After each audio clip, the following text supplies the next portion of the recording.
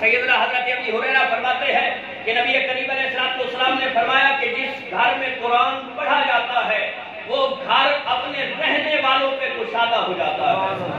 ذرا بولو نا یا سبحان اللہ۔ اچھا آپ کو پتہ ہے نا خطبہ استقبالیہ کا مقصد کیا ہوتا ہے کہ لوگوں کو تیار کرنا، ان کی ذہنی استعداد بنانا، ان کا مزاج بنانا کہ آپ نے خطاب سننا ہے تو آپ ذرا تھوڑا سا مزاج بنائیں، میرے ساتھ چلیں، ذرا زور سے بولے سبحان اللہ۔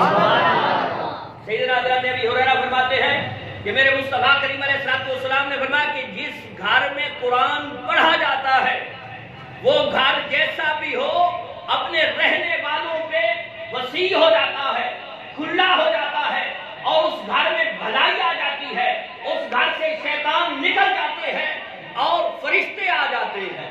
ذرا بولیے سبحان اللہ۔ اب دیکھیے جس گھر میں سکون ہو، اور جو چاہتا ہے جس گھر میں سکون ہونا چاہیے، اور یہ اگلے روایت کے لفظ بھی ہیں کہ مصطفیٰ کریم علیہ السلام نے فرمایا کہ جس گھر سے قرآن نکل جاتا ہے، یعنی جس گھر کے گھر والے قرآن نہیں پڑھتے، جتنا وسیع کیوں نہ ہو وہ تنگ ہو جاتا ہے۔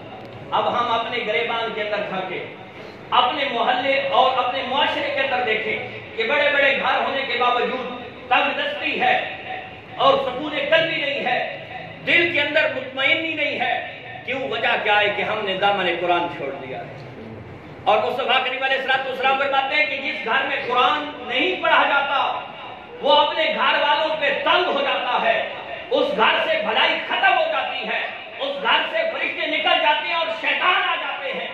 آپ مجھے بتاؤ کہ جس گھر میں قرآن نہیں پڑھا جاتا، والدین کی عزت بھی نہیں کی جاتی اور چھوٹے بڑوں پہ رحم اور کرم نہیں کیا جاتا، اس گھر سے عزت کا جنازہ نکل جاتا ہے، اس گھر سے محبت کا جنازہ نکل جاتا ہے، اس گھر سے اتفاق کا جنازہ نکل جاتا ہے، اس گھر سے اتحاد کا جنازہ نکل جاتا ہے۔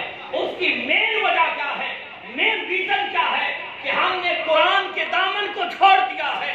آج میرے دوست، اگر قرآن کے ساتھ تعلق تو بنا لے، تیرے گھر کے اندر صبح اللہ اور اس کے رسول کے ذکر کی آواز آ رہی ہو، قرآن پڑھا جا رہا ہو، میں ممبر رسول پہ کھڑا ہو کے مسجد کے اندر اور باوضو ہو کے دین کا خادم ہو کے تمہیں پیغام دے رہا ہوں کہ اگر گھر کے اندر عزت چاہتے ہو، مقام چاہتے ہو، شرم چاہتے ہو، اتحاد چاہتے ہو، اتفاق چاہتے ہو، اور اپنے گھر کے اندر خیر و برکت چاہتے ہو، تو پھر تلاوت کلام الہی کیا کرو۔ سبحان اللہ۔